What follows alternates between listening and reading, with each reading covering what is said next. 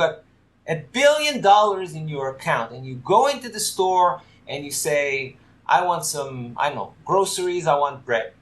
And the clerk is going to tell you, oh, there is no bread. And then you're going to say, what do you mean? I'm going to pay you $100. No, there is no bread. $1,000. No, sir, there is no Still bread. not there, man. $1 million for a loaf of bread. It doesn't matter. Sir, there is no bread. So it doesn't matter how many dollars you have. That's what we do all day. We try to earn dollars. But at the same time, we're not investing in those vital commodities that we need in order to survive. So eventually we could end up in a situation that we have all the dollars in the world and they can't buy anything.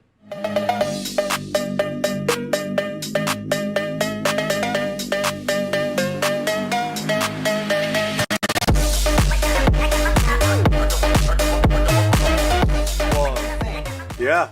Just the other day, I want to tell you, just the other day, I watched this video about psychopaths. I'm talking about like the clinical definition of psychopathy. And I said, that reminds me of our leadership. Like not just in my country. Oh yeah, all around, everywhere. Each and every country. I mean, like, look. People don't know, but I used to be an officer in the Israeli Air Force back in the day, and I'm sorry to say, but back then I was kind of disgusted by the things that I saw. Not with the regular people, not with the soldiers or junior officers. I was disgusted by what I saw at the level of the senior officers. Yeah, the actual people with rank. Yeah, with like real rank. And I was just amazed. I mean, like, every organization and the Israeli Air Force too, I believe, is held by the small people. Yeah, they're the people at, maintaining the systems, maintaining the aircraft, like doing the work.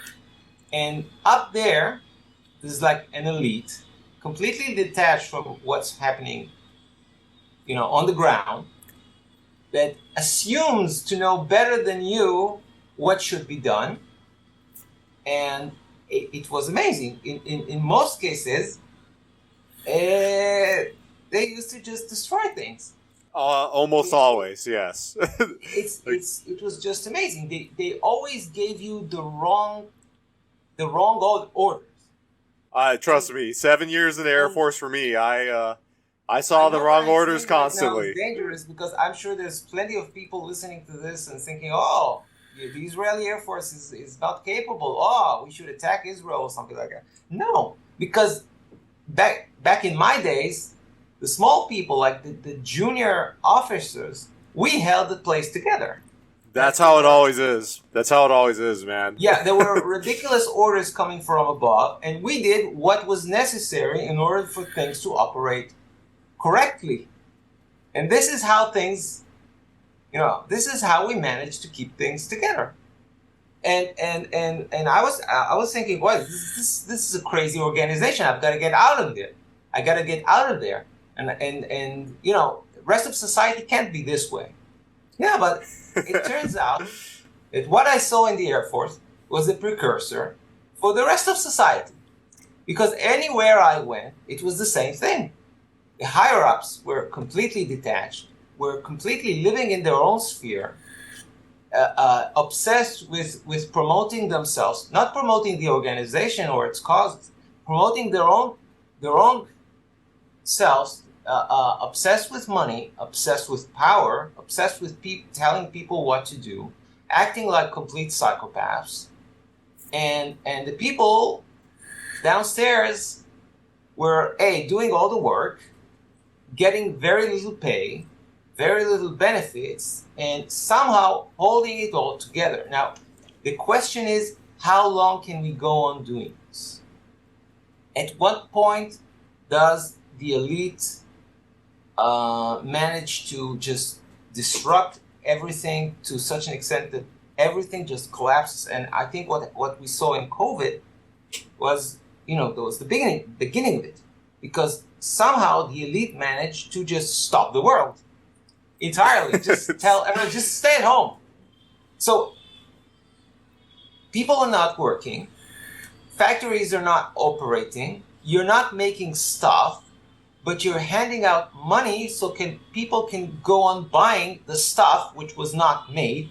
So it's obvious. Like you need to be complete idiot, a complete idiot, not to realize that this is going to result in inflation. But the higher ups, always the elite, always detached from reality, always living in those academic spheres. They think they know what's going on. It's the opposite. They know nothing. And somehow they get to make the shots. They to decide how we are going to live our lives. And it blew up in their faces. And at first they said, oh yeah, inflation is transitory. Oh no, it's not transitory. Oh, we got to fight inflation. Now they're fighting inflation. What they're going to get is a recession.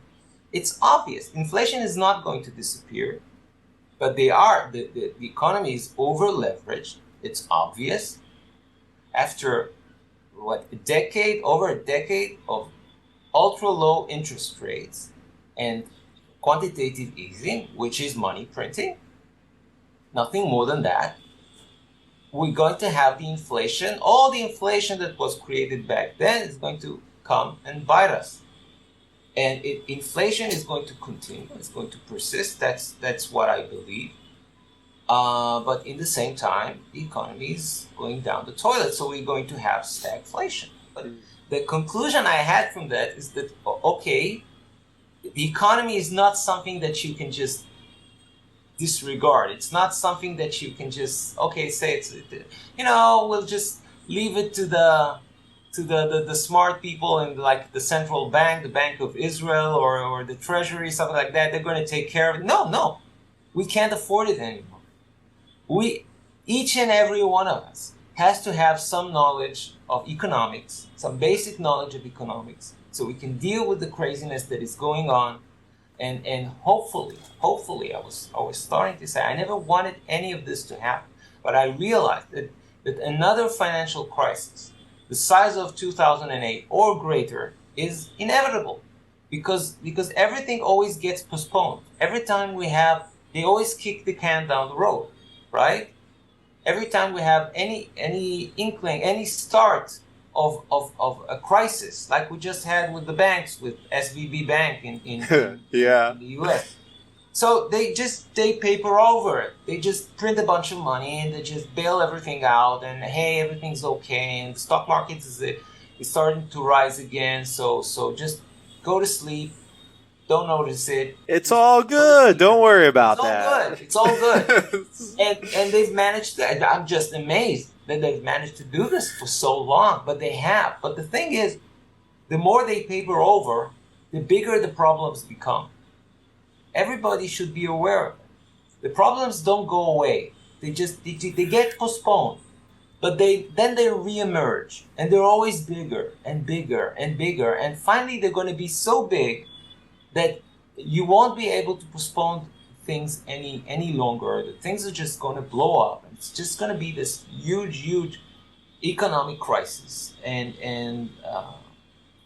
we need to protect ourselves. There's nothing else we can do. There was this realization suddenly emerging that silver was the linchpin of the global economy. I know this sounds far-fetched, but people need to realize this. This is a very precious and useful commodity, which is in short supply, and its price is probably, because we don't know for sure, there hasn't been true price discovery in many decades. Yeah. We don't know its true price. I mean, like, it could be $2 an ounce, it could be $2,000 an ounce, it could be $20,000. I don't know. I have no idea. And I don't think there is an analyst who can tell you the future price of silver like with any certainty, because the market has not been allowed to function correctly. So you have this thing, this artificial construct, which they call the price, which in my view, it's not even a price really, because nobody, not you and I, we can't buy silver at spot, right? And we've already seen the beginning of this bifurcation between the spot price and the true market price. And it's probably going to get bigger and bigger and bigger until, one day you could wake up and the spot price will continue to be $25, but you won't be able to get any silver for any kind of money. Perhaps, I don't know, someone will say, pay me $2,000 an ounce. It's going to be a joke at first. Like, he's going to think, nobody's going to pay me $2,000 an ounce. I have some silver. I'll give it to you for $2,000 an ounce. And there's going to be someone who's going to be desperate enough to get silver who's going to say yes. If you're Samsung, or if you're Apple, if you're a big corporation that needs to produce consumer electronics, you need to crank out those iPhones. And you needed just a tiny bit of silver in those iPhones. But the entire iPhone can't get out without that tiny amount. And if you offer like $2,000 an ounce, it's going to make the iPhone $1 more expensive per unit. Oh, it's going to be so small. There was a research I read not long ago that said that in average iPhone smartphone, there are 30 milligrams of gold, and on average, 30 milligrams of gold and 100 milligrams of silver. Right? Well, I do like that ratio. 100 milligrams of silver, that's 1/10 of a gram, if I'm not mistaken. So that's a tiny amount. That's a very small amount.